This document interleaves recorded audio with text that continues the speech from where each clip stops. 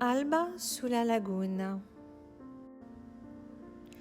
Il y a à la fois peu de choses à dire sur cette toile et beaucoup. Peu de choses parce qu'elle est née d'un hasard et beaucoup parce que le hasard en peinture est une chose très intéressante, je trouve, si toutefois il existe. Cette toile, elle fut donc une surprise.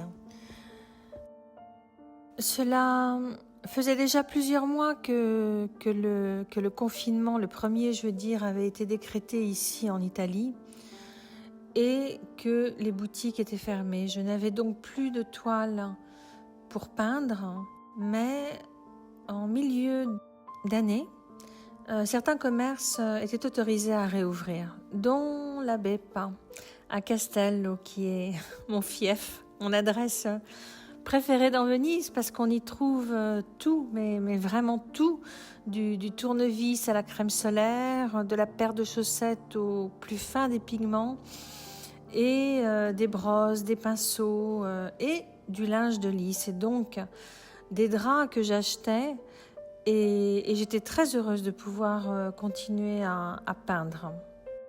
Cette toile est donc née, comme je le disais, d'un hasard. Elle a pris l'empreinte des bâches tendues au sol du palazzo sur lesquelles je travaillais. Les lavis et les eaux pigmentées ont tracé leur propre chemin, comme un cours d'eau qui se fraye, une route au gré des accidents du terrain.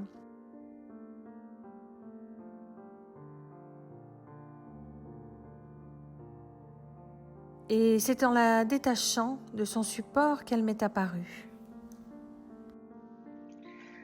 Elle m'est donc apparue ainsi et je n'ai pas retravaillé ensuite. C'est aussi la force de l'abstraction que d'offrir, de se livrer ainsi aux interprétations de chacun. Et de mon côté, elle m'a de suite évoqué les couleurs de la lagune au lever du soleil. J'aurais pu réitérer l'expérience, mais je ne veux pas m'enfermer dans un processus créatif. Sans ça, qu'est-ce qui se passe après ?